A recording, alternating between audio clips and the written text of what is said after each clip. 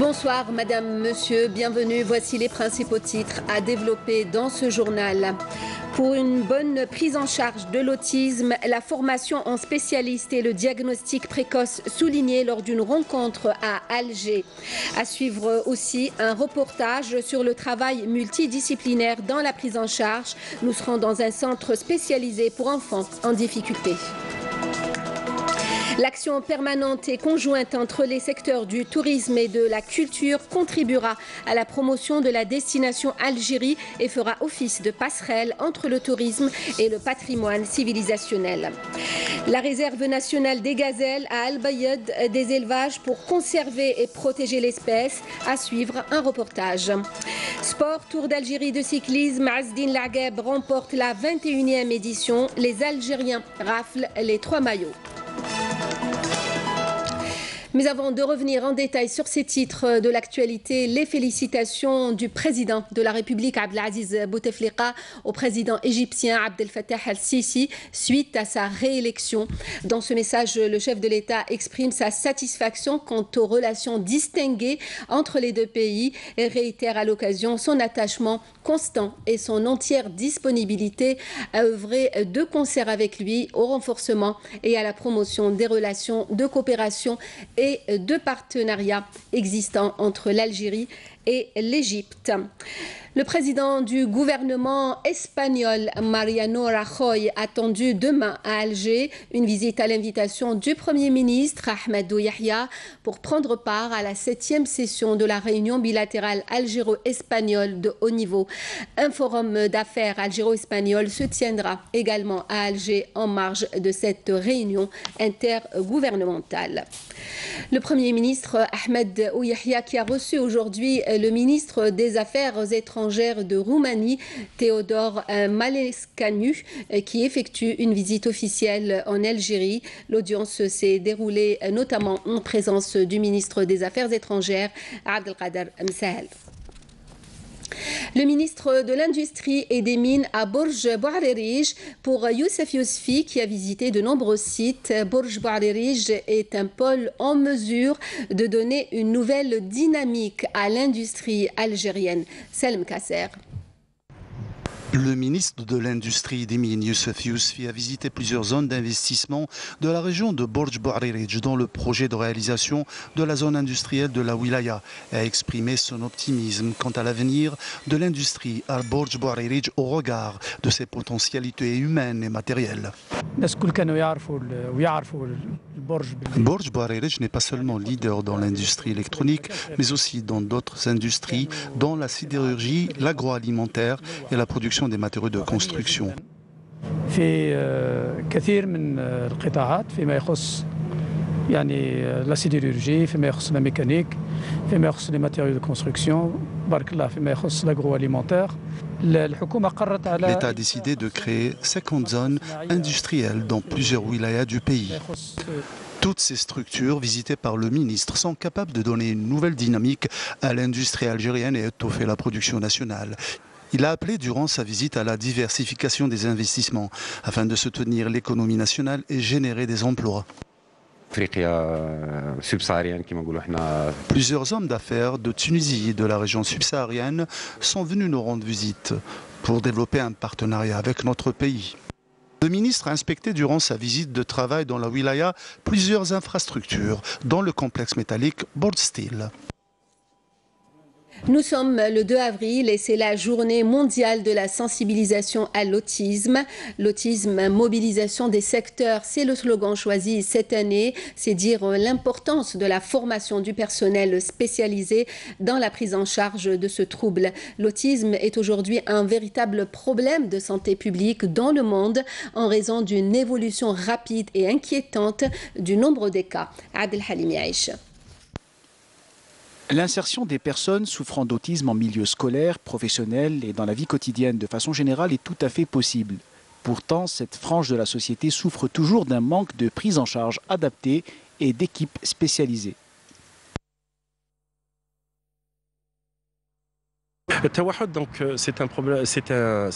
neurodéveloppemental. L'autisme est un trouble neurodéveloppemental. Cette année, il y a une équipe de 10 médecins résidents qui vont passer leur examen de DEMS. Et pour la première fois, il y aura des médecins spécialistes formés dans le domaine. La liste d'attente est longue.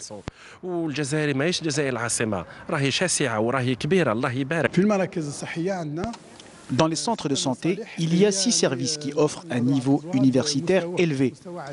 Nous avons 19 centres à travers le pays, bien qu'il y ait encore une insuffisance dans les ressources humaines qualifiées. La commission multidisciplinaire installée en 2016 vise à coordonner les efforts entre les ministères et mettre en place les cadres juridiques adéquats pour la prise en charge des autistes. Les travaux des 3 commissions, prise en charge, formation et études épidémiologiques, peuvent se résumer ainsi.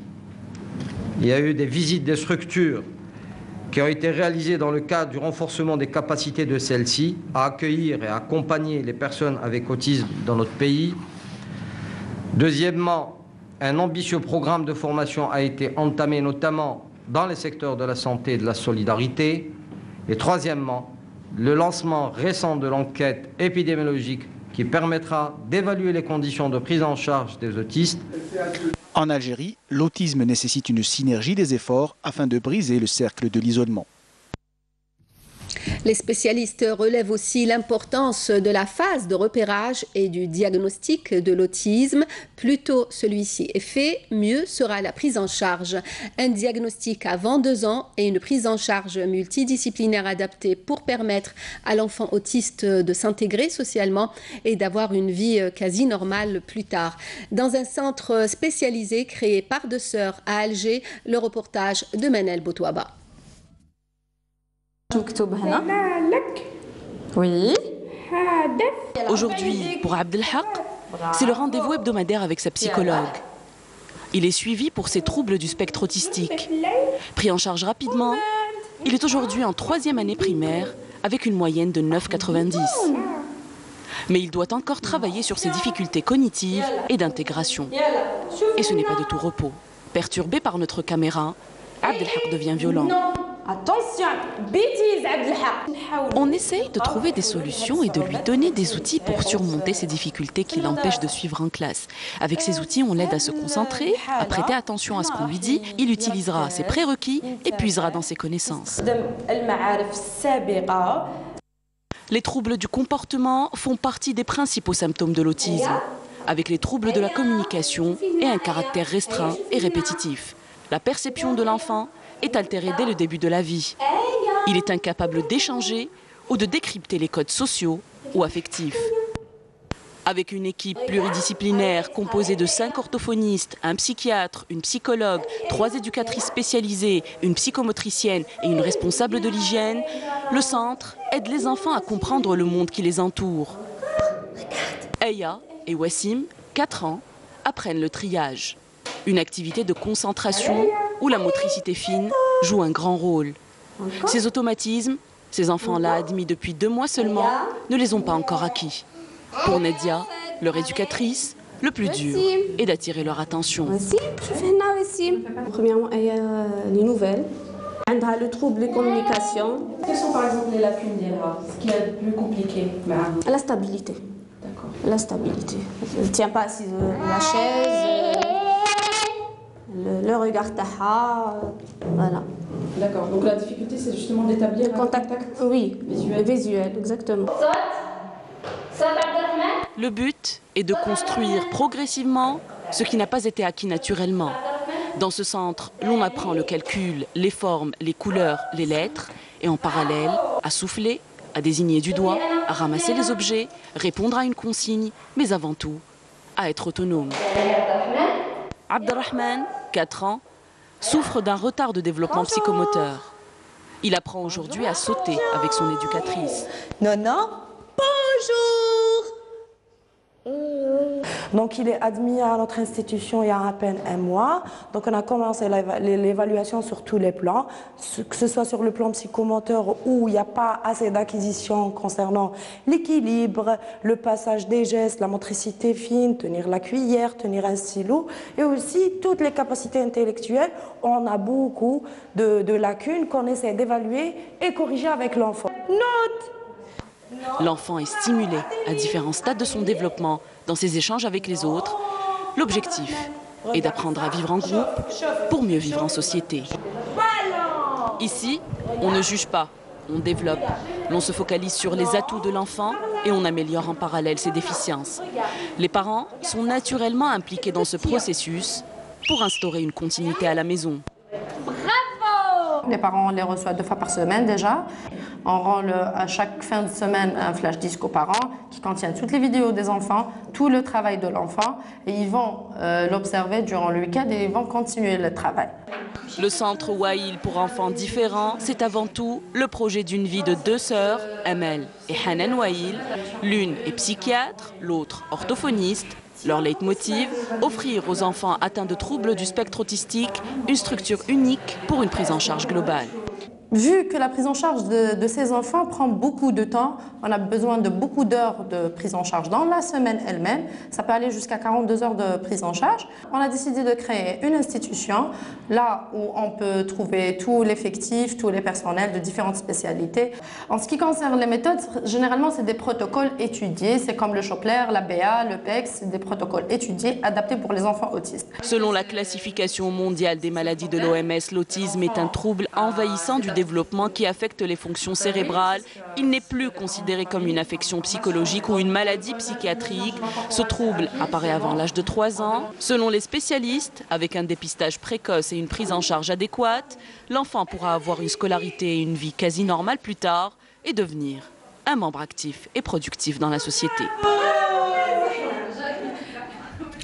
Le renforcement de la coopération entre les secteurs du tourisme et de la culture apparaît aujourd'hui comme une nécessité afin de relancer le rôle des sites archéologiques et culturels dans la promotion de la destination Algérie. C'est un peu l'idée qui ressort de la première conférence sur le développement et la promotion du tourisme culturel tenue aujourd'hui dans la capitale. Amel et Seridir. Mettre la culture au service du tourisme tout en exploitant les atouts que recèle l'Algérie dans ces domaines devient aujourd'hui l'un des objectifs majeurs des pouvoirs publics. Une démarche qui contribuera entre autres à promouvoir la destination Algérie et faire connaître notre riche patrimoine civilisationnel. Il y a des experts issus des 2 secteurs. Tous les acteurs concernés sont sur le terrain, notamment les directeurs de musées, des sites et des établissements touristiques. Ce sont eux qui traduisent cette vision et mettent à exécution leurs projets. Par exemple, transformer un site archéologique d'un simple site culturel en un site touristique avec une dimension commerciale.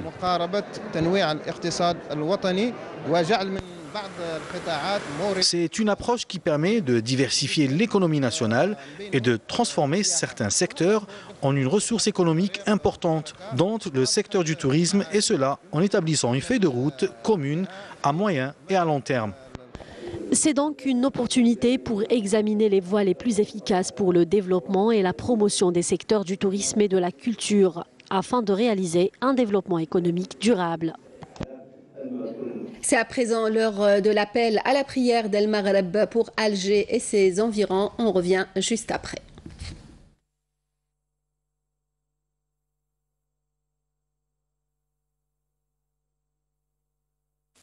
Allahu Akbar, Allahu Akbar.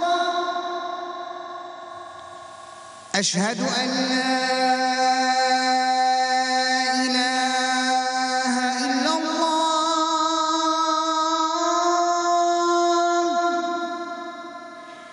أشهد أن لا إله إلا الله أشهد أن محمدًا رسول الله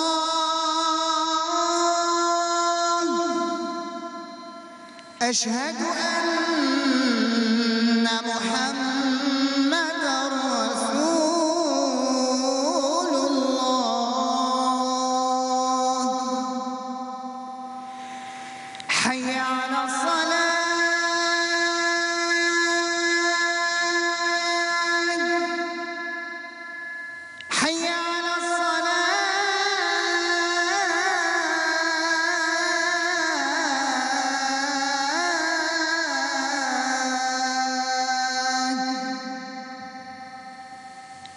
حي على الفلاح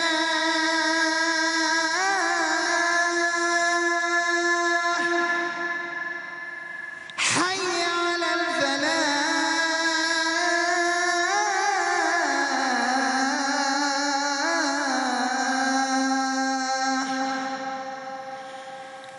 الله أكبر الله أكبر لا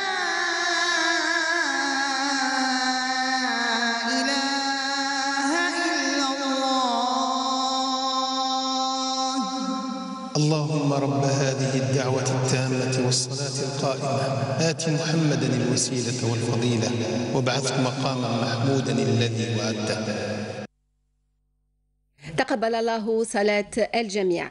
Lutte antiterroriste, le ministère de la Défense nationale annonce qu'un détachement de l'armée nationale populaire a appréhendé hier à Batna 2 éléments de soutien au groupe terroriste. Par ailleurs, et dans le cadre de la lutte contre la criminalité organisée, un détachement de l'ANP a saisi à Ingezem un véhicule 5 moules de TNT, 20 capsules, 8 mètres de cordon détonateur et une paire de jumelles. D'autre part, des éléments de la gendarmerie nationale et des gardes-frontières ont intercepté 32 immigrants clandestins de différentes nationalités à Saïda et Tlemcen, ajoute le communiqué du MDN. L'ONDA a lancé une campagne de séduction envers les artistes et les créateurs algériens établis en France. On en a parlé tous ces jours-ci. Cette initiative a été très bien accueillie par les artistes qui n'ont pas manqué d'ailleurs au cours d'un débat avec l'ONDA à Paris de soulever des problèmes et des questionnements liés à la protection de leurs droits en Algérie. Afef Belhouchet. Plus qu'une rencontre professionnelle ou un simple débat informatif, ce sont d'abord des retrouvailles inédites de la famille des créateurs algériens en France, toutes sensibilités confondues et de tout secteur de création. Tous réunis autour de l'ONDA qui a œuvré d'arrache-pied pour les convaincre du bien fondé de rejoindre la grande famille algérienne de la création, argument à l'appui. Alors, moi, je suis agréablement surpris de la tenue et de la teneur de cette réunion. Je ne m'attendais pas à ce que ce soit aussi officiel, que ce soit aussi construit et aussi constructif. Les gens en ont parlé de manière très concrète. En tout cas, j'ai compris comment ça fonctionnait, à quoi ça servait. Il ne faut pas non plus lui demander de faire des choses qui ne dépendent pas directement d'elle. Mais en tout cas,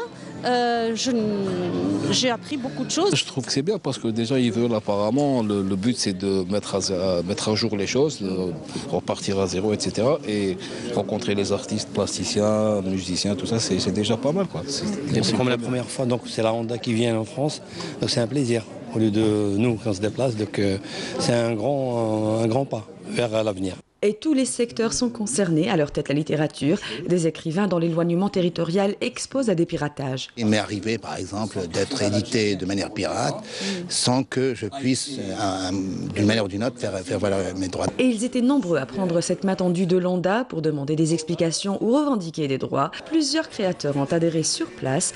D'autres nourrissent l'espoir de voir cette démarche porter un idéal plus grand, celui de communier les génies des deux côtés de la Méditerranée. Je crois qu'il y a une démarche un peu plus large, un peu plus diffuse, qui est à la fois morale, à la fois symbolique, à la fois aussi, je pense, qui va devenir de plus en plus concrète. C'est cette courroie de transmission avec cet événement qui se passe à Paris aujourd'hui. Une courroie de transmission entre ceux qui vivent en Algérie et ceux qui vivent en France. Après le débat, place à la fête. Plusieurs artistes algériens confirmés de la nouvelle génération ont enflammé la scène du Cabaret Sauvage qui a accueilli l'événement gratuitement face à près de 800 personnes. Des artistes bénévoles, une salle offerte et beaucoup de conviction. Une synergie positive au service de notre culture. L'ONDA a réussi son pari, celui de créer l'événement à Paris autour de l'artiste algérien et à travers lui de l'Algérie. Le sport, le cycliste algérien Azzedine Lagab du GS Pétrolier a remporté le 21e Tour d'Algérie de cyclisme à l'issue de la 7e et dernière étape disputée aujourd'hui entre Béjaïa et Tizi Ouzou. Voici la bâtiche. L'étape, c'était l'étape reine aujourd'hui, surtout qu'on avait plusieurs cols à franchir. C'était des cols difficiles descente aussi était difficile. Donc j'ai voulu tenter le coup de loin parce que j'attendais que Rebeni fasse la différence dans la première montée.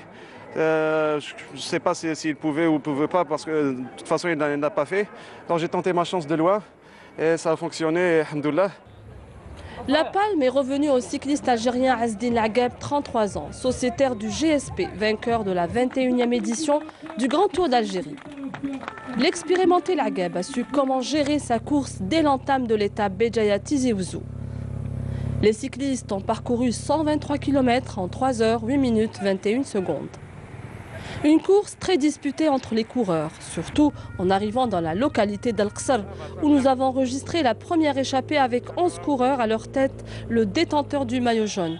Le peloton en tête roulait seul avant de se faire rejoindre à Yakouren. Azdine Lageb prend seule l'initiative en augmentant sa cadence, mais a été rattrapé par la suite par Youssef Reguigui avec comme objectif porter le maillot vert et franchir le premier la ligne d'arrivée. Une course gérée à 100% par des cyclistes algériens et ce jusqu'à la fin de la 7e et dernière étape. Je remercie tous les Algériens. Et ma 3e victoire aujourd'hui, c'est un plaisir pour moi ici à Tizi Ouzou. Donc on fait un bon travail après le col de Bouira. On fait la différence avec 10 coureurs.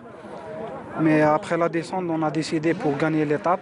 Donc j'ai roulé à bloc avec Azdine Lageb. Il garde le maillot et pour nous c'est la 4e étape, 4e victoire dans le tour. Wassila Batiche est avec nous en direct de Tizi Ouzou. Wassila, vous avez suivi pour Canal Algérie ce Tour d'Algérie et vous êtes ce soir avec le président de la Fédération algérienne de cyclisme pour faire justement le point sur l'édition 2018. Bonsoir. Bonsoir Nadia, tout à fait. Nous sommes à la fin de cette 21e édition du Tour d'Algérie de cyclisme. Après plus d'une semaine, la caravane, les coureurs ont sillonné plusieurs wilayas de notre pays. Alors de Tamen Rasset, aujourd'hui nous sommes à Tizi Ouzou. Donc c'était la 7e et la dernière étape de cette 21e édition. Les Algériens, les coureurs algériens ont fait bonne figure lors de cette compétition. Ils ont tout raflé, tous les maillots. Donc le cyclisme algérien va bien en espérant d'autres résultats. Avec moi Nadia Medessi, le président de la Fédération algérienne de cyclisme, Monsieur Mabrouk Karboua. Alors aujourd'hui vous êtes soulagé et qu'avez-vous retenu de cette 21e édition?